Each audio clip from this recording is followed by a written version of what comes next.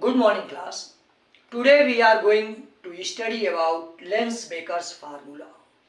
Lensmaker formula ऐसा formula है जो लेंस की फोकल लेंथ को उसके रिफ्रैक्टिव इंडेक्स से रिलेट करता है और ये जिस माध्यम में रखा जाता है उसके भी रिफ्रैक्टिव इंडेक्स से रिलेट करता है और इसका नेचर और इसकी फोकल लेंथ कैसे चेंज हो जाती है अगर इसको हम डिफरेंट मीडियम में रखते हैं, इन सब के विषय में ये फार्मूला होता है।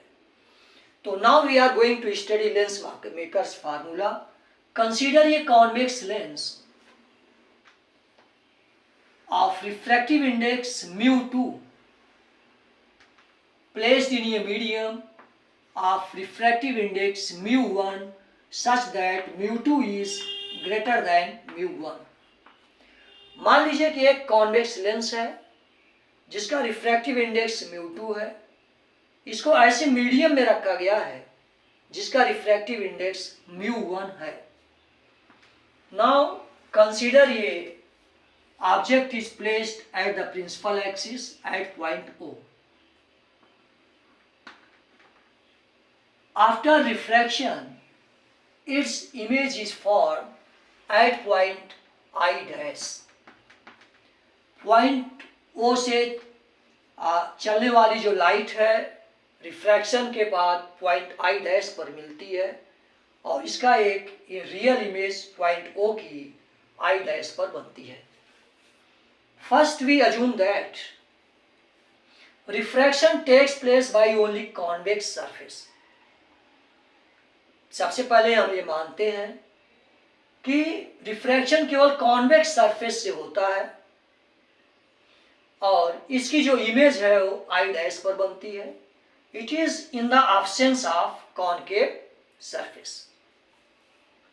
आप फिर से इसको जानिए। सबसे पहले हमें मान लेते हैं कि रिफ्रैक्शन कॉन्वेक्स सरफेस के द्वारा होता है in the absence of concave surface and image is form at I dash. तो ऐसी कंडीशन में अगर यहां पर आप नॉर्मल खींचते हो तो ये आपका सेंटर ऑफ कर्वेचर से जाता है। ये आपका सी है। इस पॉइंट पर अगर आप नॉर्मल खींचते हो तो ये दूसरे सेंटर ऑफ कर्वेचर से जाता है।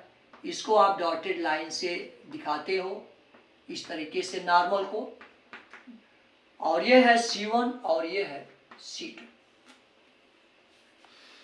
कॉन्वेक्स मिरर से अगर जो इमेज बनती है उसके लिए आपने अभी रिफ्रैक्शन थ्रू कॉन्वेक्स मिरर का जो फार्मूला पढ़ा है, this is image distance and this is object distance. और जो रेडियस ऑफ कर्वेचर है कॉन्वेक्स सरफेस की radius of curvature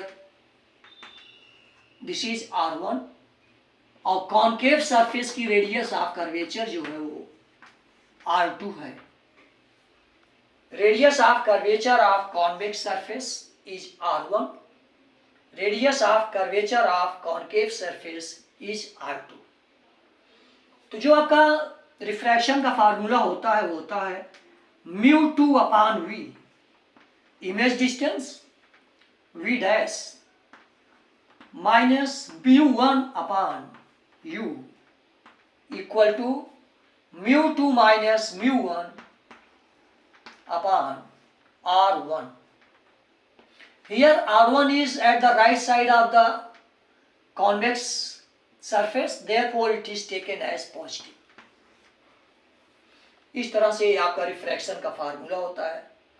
but actual image is form, अब ये हमने इसके एब्सेंस में अज्यूम किया था, लेकिन जब ये यहाँ पर अगर ये होता है ये surface, but actual image is form at point I in the presence of concave surface. ये हमने अज्यूम किया था आई डैश पर इमेज बनती है in the absence of concave surface, but actual image is formed at I in the presence of concave surface।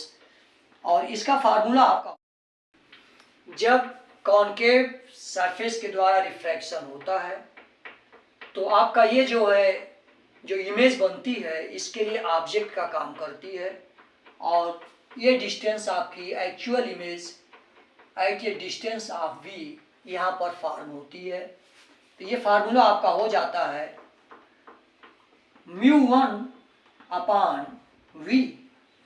Image distance पहले आप लिखते हो μ1 upon v minus object distance लिखते हैं μ2 अपान v डैश।